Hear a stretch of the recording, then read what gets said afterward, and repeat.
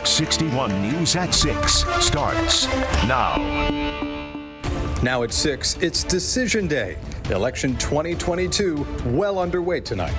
I'd like to think we've got to run a positive campaign. I think we're getting our fiscal house in order. People are ready for a change. We got to make Connecticut more affordable. We got to keep people safe. The final push from candidates. Plus, voters coming out across the state to make their voices heard. I mean, I vote every time, but I think right now it's more critical than ever. I just feel really strongly about voting for the person and not the party.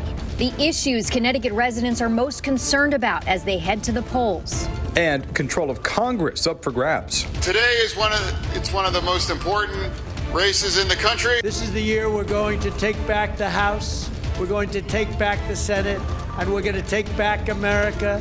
Elections across the country could impact the balance of power. Live team coverage on the Fox 61 News at 6 starts now.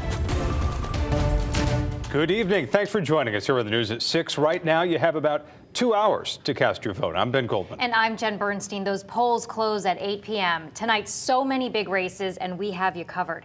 Keep in mind, if you are in line at 8, you can still vote, so stay in line.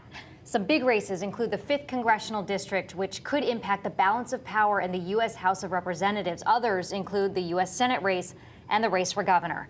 And you may have noticed when you voted today that there's a referendum on your ballot where you're being asked whether Connecticut should allow early in-person voting. We're one of only 4 states that does not have this option. Right now, getting an absentee ballot is the only way to vote early, and you need a reason to get one of those ballots. We have live team coverage for you all night long, keeping you covered on elections happening here in the state. We begin our team coverage with Fox 61's Jim Altman, who's been checking out the poll sites in Manchester. He's been talking to voters and learning more about what issues are on the top of their list as they cast their ballots. Jimmy. Ben and Jen, I would say steady stream here, right? I mean, we are not seeing lines out the door like perhaps we saw back at polling places in 2020, but we keep seeing business pick up a little bit into the 6 o'clock hour now. We'll give you a live look.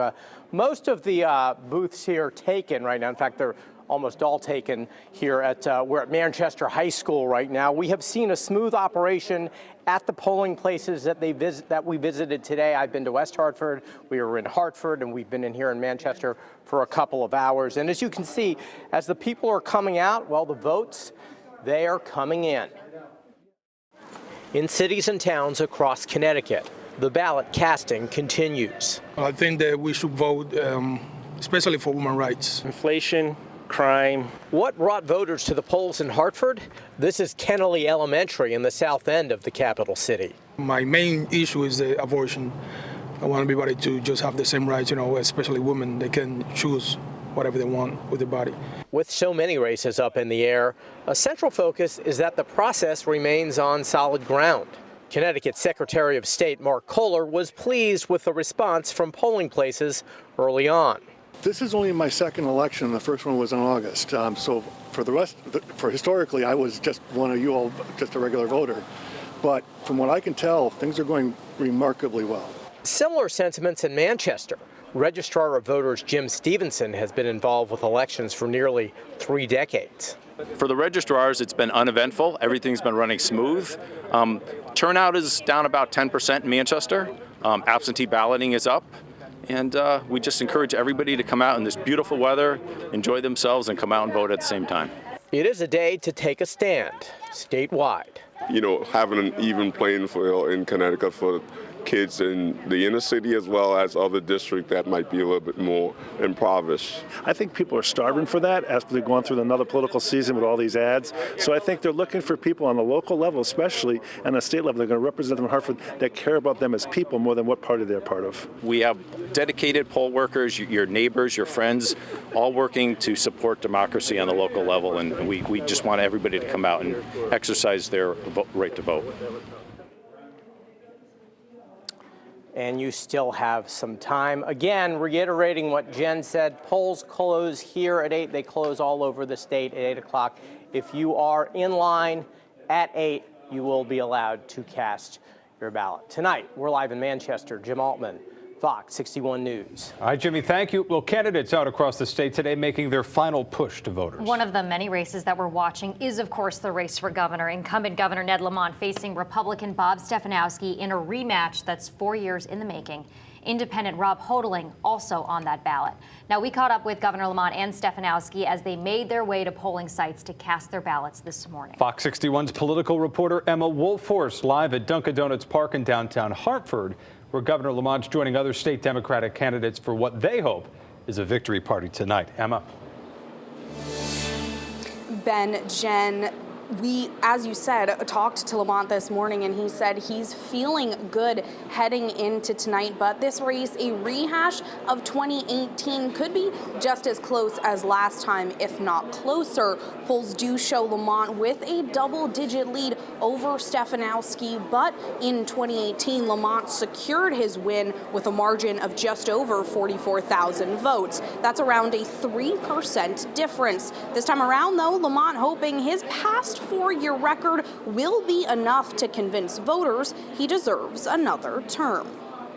Because I think we made a difference in the first term. I think the state was a little bit down on itself. I think 4 years later, people are feeling more positive about the state. They see our fiscal house in order. They see more jobs. They see people moving into the state. And we're just getting started.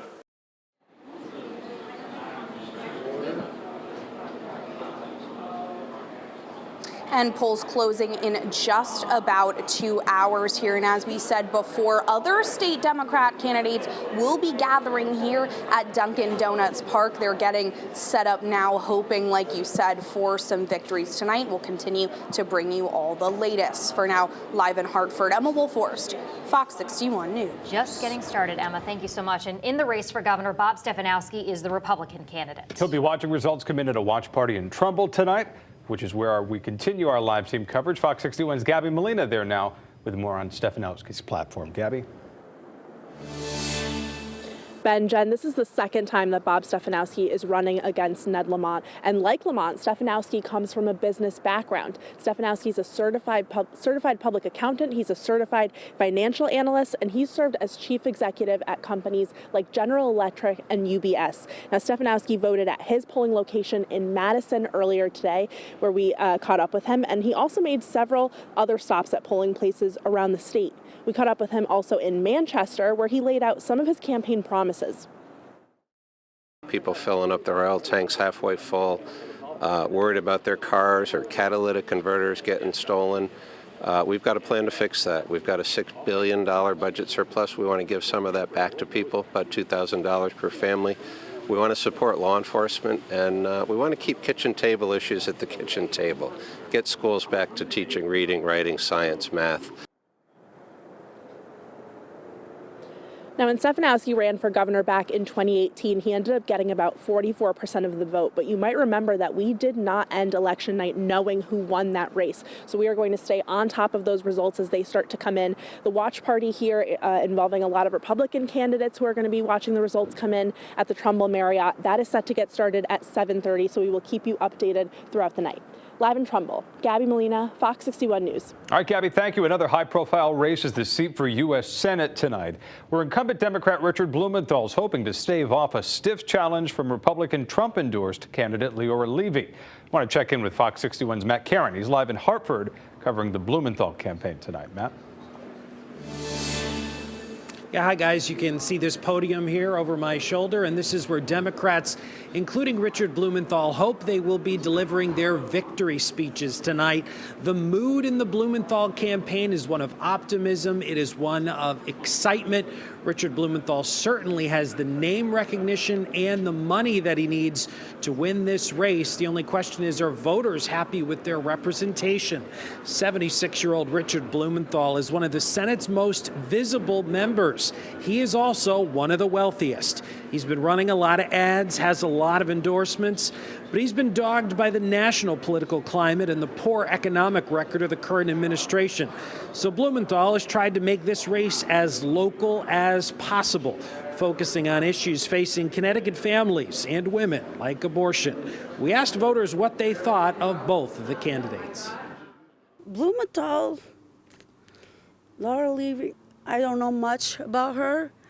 Blumenthal, I think He's okay, but I don't know. I've met him many times. I used to work at the convention center, and he's been very nice to me, but maybe we need new blood. All right, sounds like that may be a last-minute decision there.